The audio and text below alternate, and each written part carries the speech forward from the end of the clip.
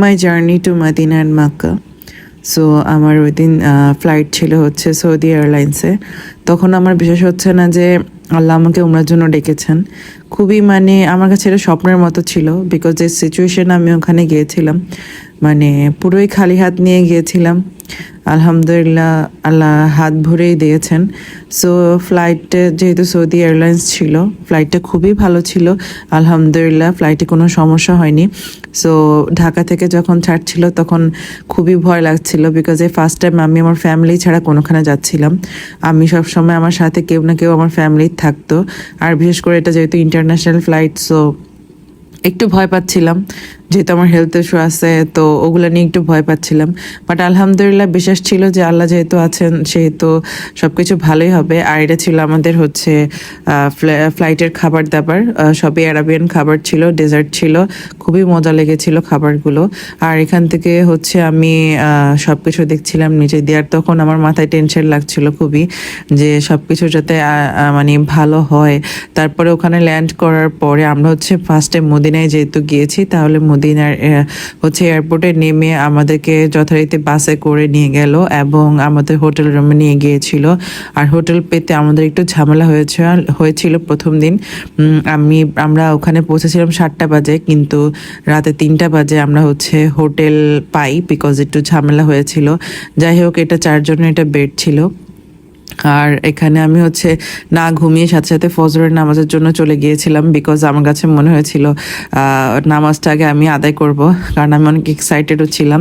So আমি একা একাই চলে গিয়েছিলাম। তখনও কাফেলার লোকরা আমাকে দেখায়নি রাস্তা, কিন্তু আমি বুঝতে পেরেছিলাম যদি আমি নিচে নামি তাহলে সবাই তাহাজ্জুদের জন্য যাবে। সো মানুষের পিছে গেলে কি আমি হচ্ছে রাস্তা খুঁজে পাবো। তো তাই হলো, আমি যেতে যেতে মানুষের পিছে পিছে গেলাম আর রাস্তা খুঁজে পেলাম। আলহামদুলিল্লাহ ফজরের নামাজও ওখানে তাহাজ্জুদ ফজরের নামাজ ওখানে পড়া হয়েছে আমার। আর প্রথম দিনই আমি আসলে ওখানে গেলে আসলে আমি এক ওয়াক্ত নামাজও বাইরে পড়তে চাই না বা অন্য কোনো মসজিদে পড়তে চাই না, কিন্তু যখন আমরা কাফেলার সাথে ঘুরতে যাই তখন অবশ্যই নানান রকম মসজিদে নামাজ পড়তে হয়। সো এখানে একদম সকাল ভোরের আকাশটা এত সুন্দর পিঙ্ক কালার, তারপরে মানে অনেক সুন্দর কম্বিনেশন মানে ক্রিয়েট হয় প্রতিদিন, এভরিডেতে সেম। আর এখানে তখন আমি জানতাম না যে আশেপাশে এই যে স্ট্রাকচারগুলো দেখতে পাচ্ছেন এগুলো কাদের কি বা কিছু। আমি জাস্ট ওখান দিয়ে যাচ্ছিলাম আর আমার এই রোডটা খুবই ভালো লেগেছিল। এটা ছিল 310 নাম্বার গেট। 310 নাম্বার গেট দিয়ে বের হলে আপনি এই রাস্তাটা পাবেন। সো এই জায়গাটা খুবই হ্যাপেনিং একটা জায়গা ছিল, খুবই লাইট দেওয়া ছিল।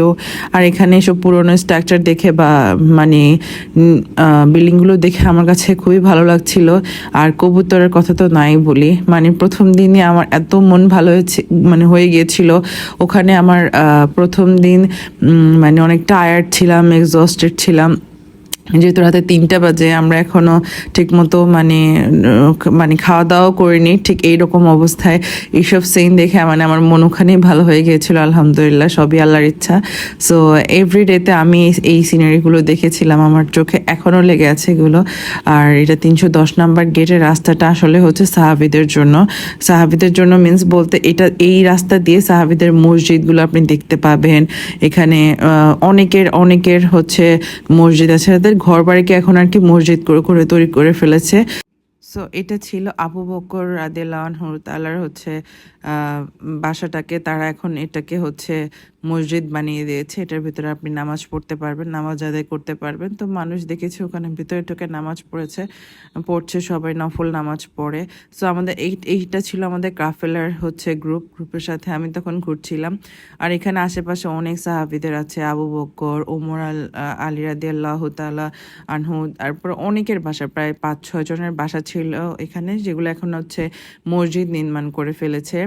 আর এই কর্নারটা এত হ্যাপেনিং, এত মজা আর এত ভালো লাগে দেখতে, এত শান্তি ফিল হয়, আমি আপনাকে এক্সপ্লেন করতে পারবো না। তো আমরা সবাই হচ্ছে জোহরের নামাজের জন্য ঢুকে পড়লাম। আর এত তীব্র রোদ ছিল, এত তাপ ছিল, মানে নিঃশ্বাসের সাথে গরম হাওয়া ঢুকতো, এইরকম একটা অবস্থা ছিল। কিন্তু ভেতরে আরাম ছিল অনেক, বিকজ এসির কারণে। আর এরপরে হচ্ছে কিছু খাওয়া দাওয়া বাইরের থেকেই করলাম। প্রথম 2 দিন আমি হচ্ছে বাইরের থেকে খাওয়া দাওয়া করেছি, এরপরে হচ্ছে এজেন্সিদের সাথে অ্যাড করে নিয়েছে, বিকজ একটু এক্সপেন্সিভ হয়ে যাচ্ছিল।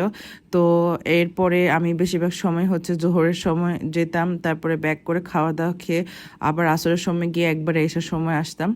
এর মাঝখান দিয়ে আমি হচ্ছে বেশিরভাগ সময় ভেতরেই থাকতাম, আর বাকি সময় হচ্ছে যদি কোনো শপিং করি বা একটু ঘুরে দেখা আছে না, তো একটু ঘুরে দেখতাম। আমি প্রচুর হেঁটেছি, আমি প্রচুর হাঁটতেও পারি আলহামদুলিল্লাহ। তো এটা ছিল মেবি আমার আসরের পরে, কারণ আসর আর মাগরিবের মধ্যে প্রায় 2.5 ঘন্টার মতো একটা ডিফারেন্স তৈরি হয়।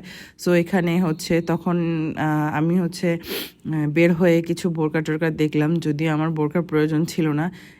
এই ছিল আমাদের হচ্ছে প্রথম 2-3 দিনের মানে ভিডিও। যদি আমি ব্লগ করার জন্য সব ভিডিও করিনি, এগুলো সবই আমাদের বাসায় আপনাদের জন্য করেছিলাম।